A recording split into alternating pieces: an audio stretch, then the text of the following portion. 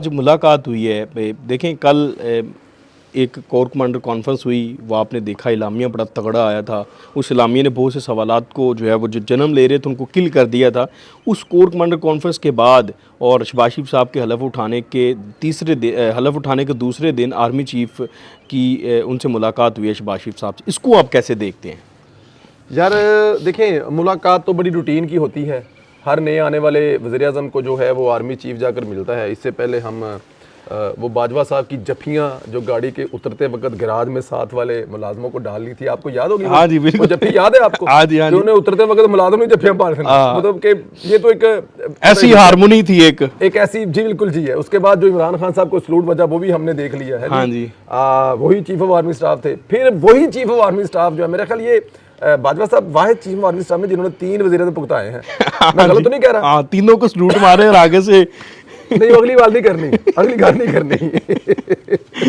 तो लेकिन अभी जो जनरल आसिम मनीर साहब है, अच्छा हर आर्मी चीफ जो है ना वो जब आते हैं तो कोई ना कोई ऐसी चीज़ छोड़ जाते हैं जो अगले 10 दिन जो मीडिया पे बहस रहे। हाँ जी। तो इसमें जो हाफिज साहब का सलूट वो तो बनता था चीफ ऑफ आर्मी स्टाफ को, लेकिन शहबाज साहब का जो सलूट था वो मेरे ख्याल में चीफ ऑफ आर्मी स्टाफ को नहीं था, वो यूथियों को जलाने के लिए था। कह लो यूथियों तो अच्छा, इसमें एक और इम्पोर्टेंट चीज़ हुई है, वो शायद आपने नोट की हो। वो शहबाज शरीफ साहब पहले तो होता था कि उनका जो दफ्तर होता था ना पीएम का, वो वहाँ से उनको रिसीव करते थे इंडोर ही।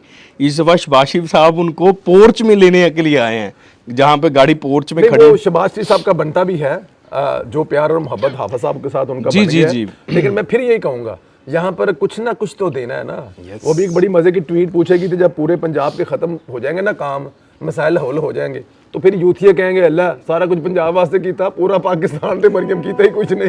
हालांकि पंजाब दी तो कहने का मतलब है कि कुछ ना कुछ तो छोड़ना होता है ना। तो सीढ़ी तक आना है, अब टीवी पे बहस चलेगी, ट्विटर गर्म होगा, फेसबुक गर्म होगी, कुछ ना कुछ तो छोड़ना है। लेकिन ये लेवल ऑफ रिस्पेक्ट है। अगर एक वज़ीर आज़म जो है वो या वज़ीर आला जो अपने मेहमान को लेने दरवाजे तक आ सकता है और छोड़ने तक आ सकता है, तो इसमें तो मेरे ख्याल में कोई गलत बात नहीं है। ये तो बड़ी अच्छी बात है। एक वर्किंग रिलेशन, देखिए वर्किंग रिलेशनशिप चाहिए भी तो है ना हमें। बिल्कुल ठीक। और वो पाकिस्तान के लिए चाहिए, पाकिस्तान की तरक्की के लिए, अगर वो पॉजिटिव वे में यूज़ होता है। किसी को जेल में, जैसे इमरान खान साहब थे, वो इस रिलेशनशिप को सबको जेलों में डालने के लिए इस्तेमाल करते थे सारी। और अब जो इमरान खान को जेल में डाला वो भी पाकिस्तान के लिए बेटर होने के लिए डाला है। ये भी वर्किंग रिलेशन बेटर करने के लिए। अब देखें, किसी अगर पूछे ना कि इमरान खान जेल, और कहते हैं उथे रहने दो, इन्हों देसी मुर्गी दियो, इन्हों देसी कुकड़ दियो, सब कुछ दे दियो, सब कुछ दे दियो, इन्हों मतलब बीबी भी दे दियो जिहड़ी मंगदा है, कोई गल नहीं, लेकिन इन्हों रहन जेल च दियो। तो बेहतरी के लिए ये वर्किंग रिलेशन ठीक कह रहे हैं आप।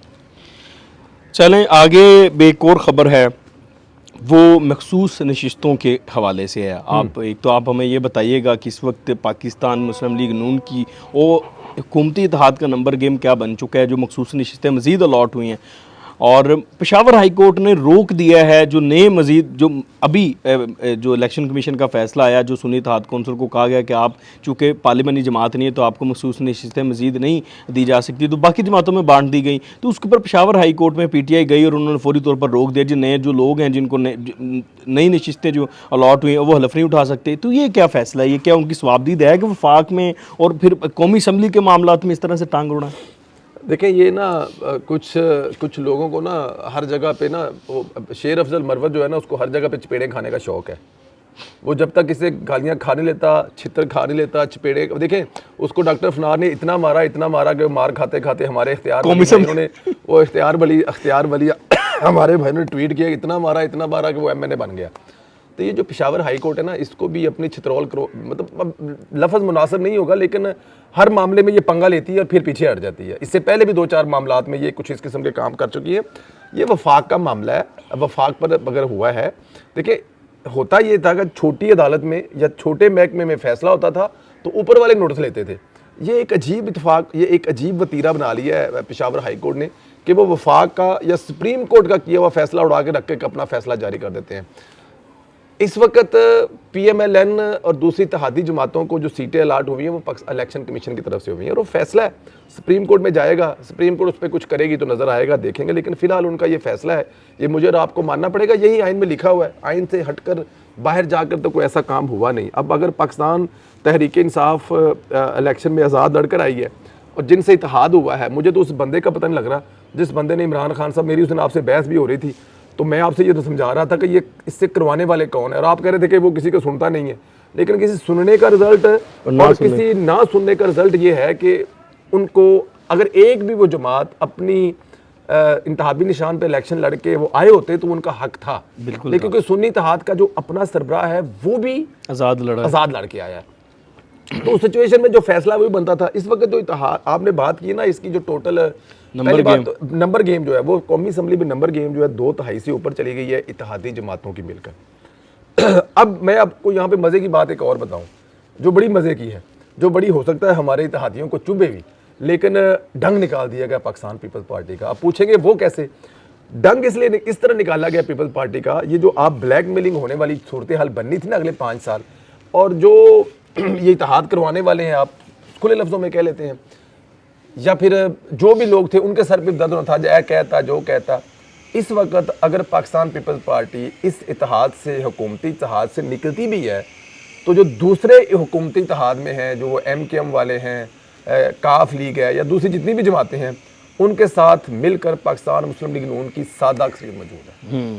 तो अब ये जो एक 5 साल के लिए आपके सर पे तलवार लटकनी था, लोग कह रहे थे कि 63 वो जो आर्टिकल था जिसके लिए सदर हुकूमत गिरा सकता था, वो जरदारी के पास वापस आ गया। हाँ, अब जरदारी टेक्निकल तरीके से हाँ। तो वो जब दिल करे शमाज से कहेगा चल भाई मांगो वोट, तरीके में अब वो नहीं होगा, तो ये बड़ा एक अच्छा हो गया। बिल्कुल, बहुत, और वही एक काम अच्छे तरीके से आप कर सकेंगे बगैर किसी डर के, बगैर कोई तलवार नहीं आपके ऊपर, बगैर ब्लैकमेलिंग के। अच्छा है, ये हाफिज साहब की मुलाकात, हाफिज साहब कोई असर हुआ ना, कोई तो असर हुआ ना, मैं कह रहा जी।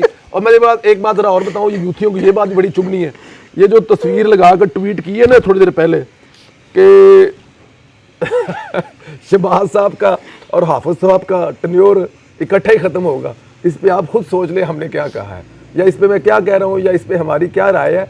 देखिए, पाकिस्तान को आगे ले जाना है ना, जब पाकिस्तान को बर्बाद करना था तो तब भी तो एक कम्बिनेशन बना था ना, इमरान खान के साथ कम्बिनेशन बन गया था, बर्बाद हो गया ना।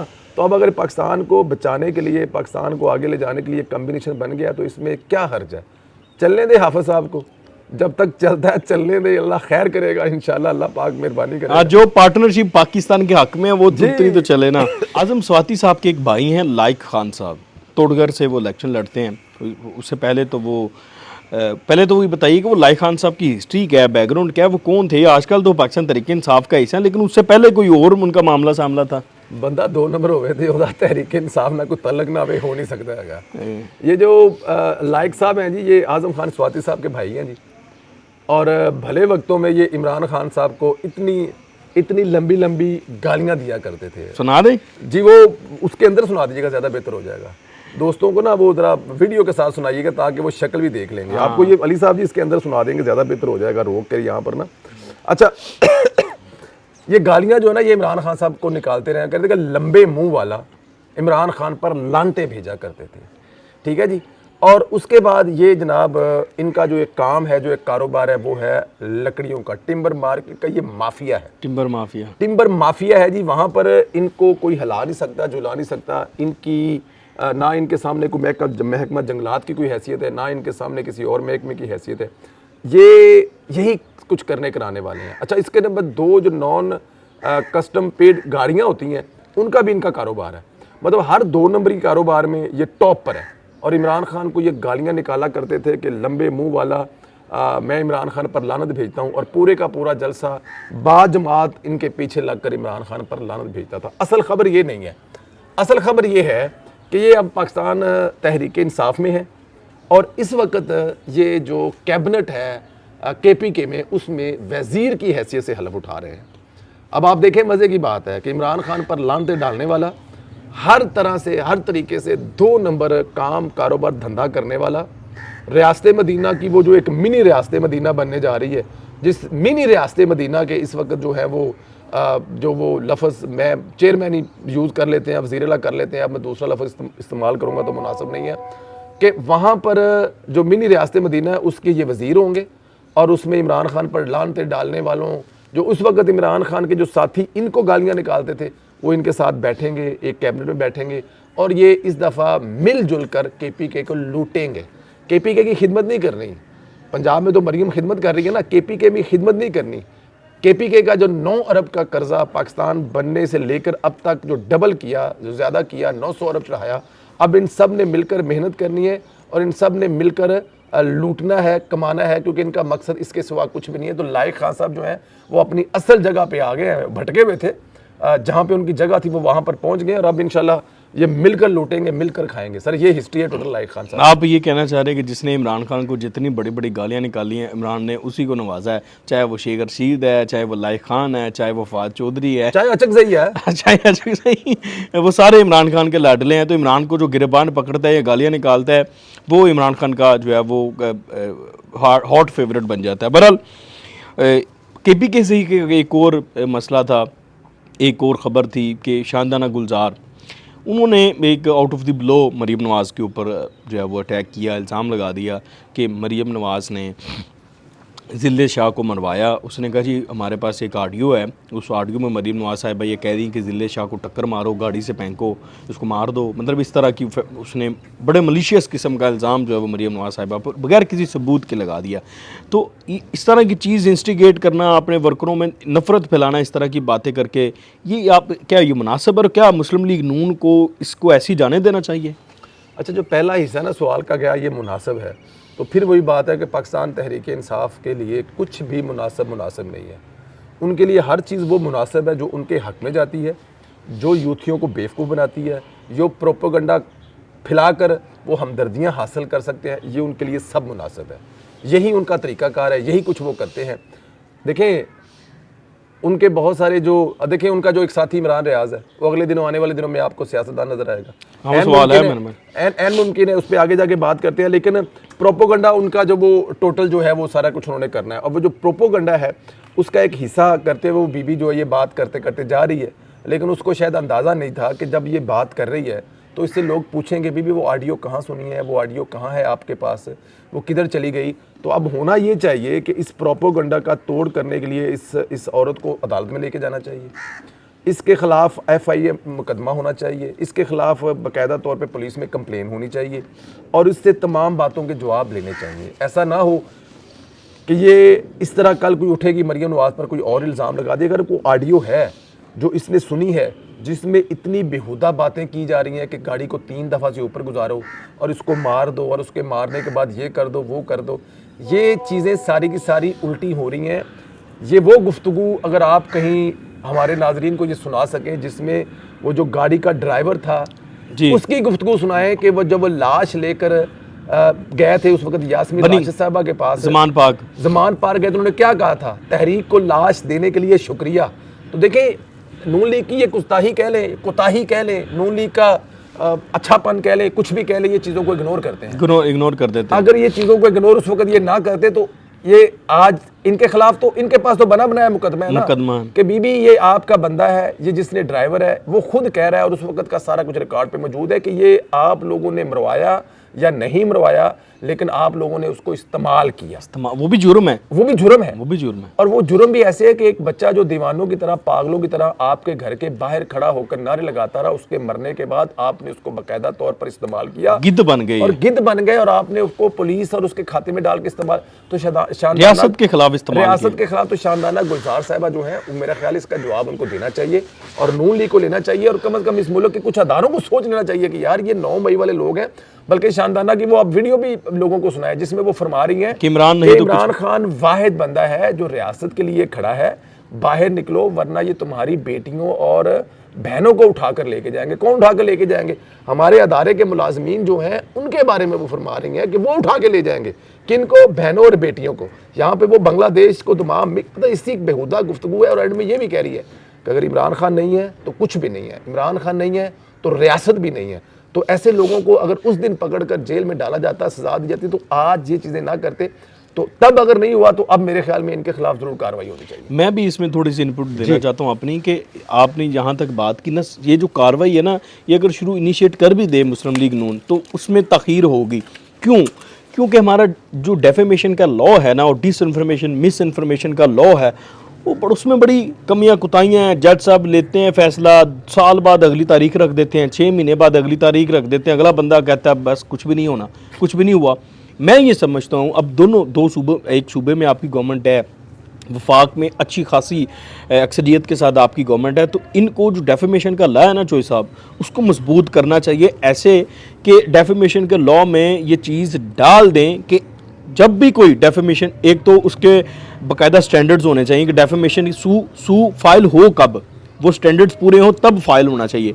जब वो फाइल हो गया तो जज को बाउंड करना चाहिए कि 1 महीने के अंदर अंदर, क्योंकि उसमें कोई सबूत बहुत ज़्यादा नहीं चाहिए होते, उसमें कोई बहुत ज़्यादा आपको इन्वेस्टिगेशन की ज़रूरत नहीं होती, 1 महीने के अंदर अंदर वो फैसला करने का बाउंड हो जुडिशरी, फिर ये चीज़ें जो है ना ये बेहतर होंगी।